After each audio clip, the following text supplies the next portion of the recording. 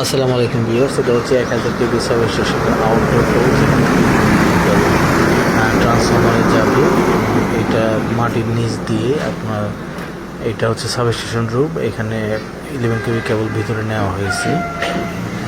এখান দিয়ে ড্রেন করা আছে মাটির নিচে, এবং পিছনে যেটা দেখতে পাচ্ছেন চারটা পিট যেগুলো দেখা যাচ্ছে, এটা হচ্ছে আপনার সাব স্টেশন রুমের আর্থিন। এবং আর্থিনের ভ্যালু অবশ্যই অনেক নিচে থাকতে হবে সাব স্টেশনের ক্ষেত্রে। এবং এটা হচ্ছে ভিতরের সাইড, যেখান থেকে আপনার পোল থেকে কেবলটা প্রথমে বিসিবি প্যানেলে আসবে।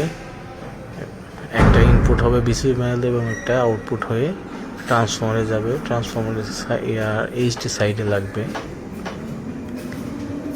যেটা আপনারা ভিডিওতে দেখতে পাচ্ছেন। এটা হচ্ছে বিসিবি প্যানেল বা 11 কেবি বিসিবি সুইচ গিয়ার বলে।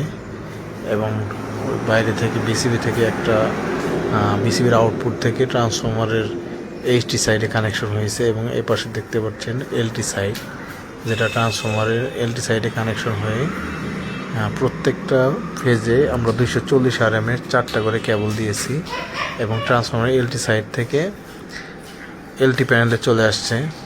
এবং এলটি প্যানেল আসার জন্য আমরা ড্রেন করে দিয়েছি। এবং নিচে যেটা ব্রেকার দেখতে পাচ্ছেন, এটাকে এয়ার সার্কিট ব্রেকার বলে।